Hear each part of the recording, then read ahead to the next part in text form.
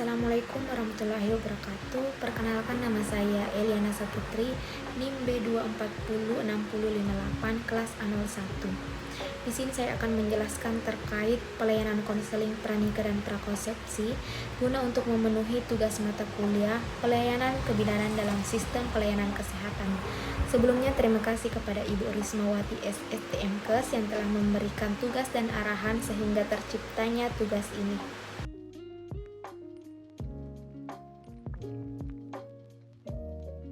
Apa sih itu konseling pranikah? Nah, konseling pranikah adalah bimbingan yang diberikan kepada calon pengantin untuk membantu mempersiapkan dirinya sebelum menikah. Imunisasi. Nah, imunisasi di sini yaitu diberikan imunisasi tetanus atau biasa dikenal dengan imunisasi TT, yang dimana merupakan program pemerintah untuk menekan angka terjadinya penyebaran penyakit tetanus. Selanjutnya, gizi. Persiapan gizi perlu dilakukan sebelum menikah. Hal ini berkaitan dengan persiapan kehamilan, di mana nantinya pada saat hamil itu bayi membutuhkan gizi dari ibunya. Biasanya bidan di sini melakukan pemantauan indeks massa tubuh dan juga pengukuran lingkar lengan atas atau biasa disebut dengan lila. Selanjutnya itu kesehatan jiwa dan nafsa, di mana orang-orang yang memiliki resiko tinggi terkena gangguan jiwa itu biasanya disebabkan oleh genetik, keluarga, sosial, dan lainnya yang memiliki resiko tinggi untuk terjadinya penyalahgunaan nafsa. Selanjutnya yaitu penyakit menular seksual atau PMS, di mana di sini yaitu merupakan infeksi yang penularannya itu terjadi dari satu orang ke orang lain melalui dengan kontak hubungan seks. Salah satunya yaitu HIV/AIDS. Selanjutnya, tumbuh kembang anak. Anak tumbuh dan berkembang dimulai dari masa konsepsi sampai dengan berakhirnya masa remaja.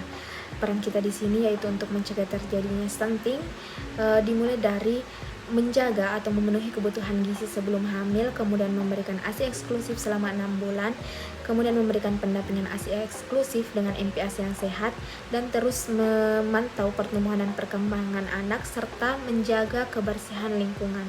Kemudian PHBS atau perilaku hidup bersih dan sehat, di mana di sini yaitu merupakan kesadaran pribadi untuk menjaga kebersihan lingkungan. Selanjutnya yaitu kesehatan reproduksi. Kesehatan reproduksi merupakan keadaan yang menunjukkan kondisi kesehatan fisik, mental, dan sosial seseorang dihubungkan dengan fungsi dan proses reproduksinya, termasuk di dalamnya yang tidak memiliki penyakit atau kelainan yang mempengaruhi kegiatan reproduksi tersebut.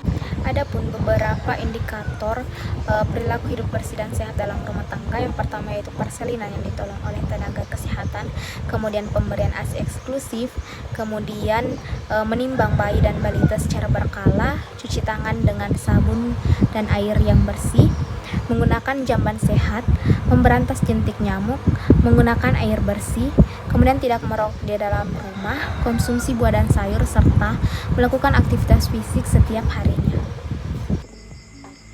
Cara menjaga organ reproduksi, yang pertama yaitu tidak menggunakan pakaian dalam yang ketat dan berbahan non-sintetik, dan dianjurkan untuk mengganti minimal 2-3 kali dalam sehari.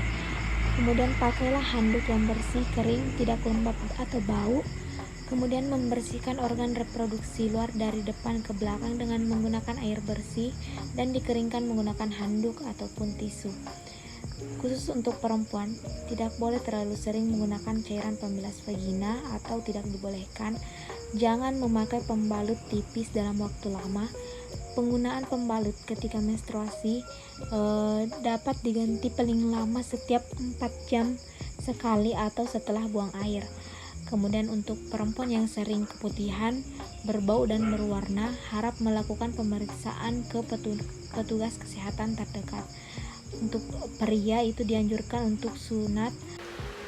Adapun beberapa pemeriksaan yang dilakukan pada masa pernikah, yang pertama itu pemeriksaan umum terkait dengan tekanan darah, tanda obesitas atau gula darah, kolesterol, hemoglobin, serta ISK atau infeksi saluran kemih.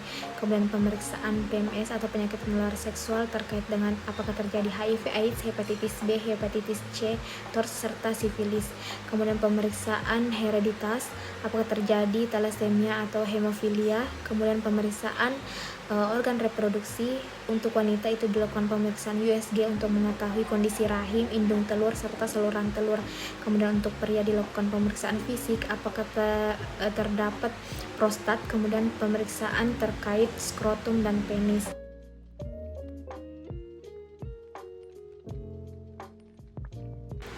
Apa sih itu masa prakonsepsi? Nah, masa prakonsepsi di sini yaitu masa sebelum terjadinya kehamilan, baik itu pada kanak-kanak, remaja maupun dewasa.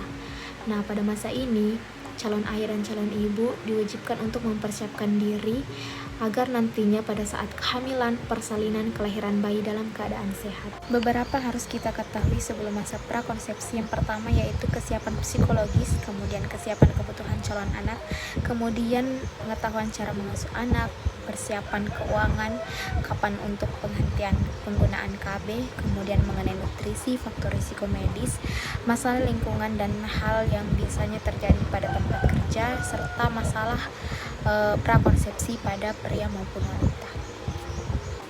Adapun beberapa jenis makanan yang sebaiknya dikonsumsi pada masa prakonsepsi.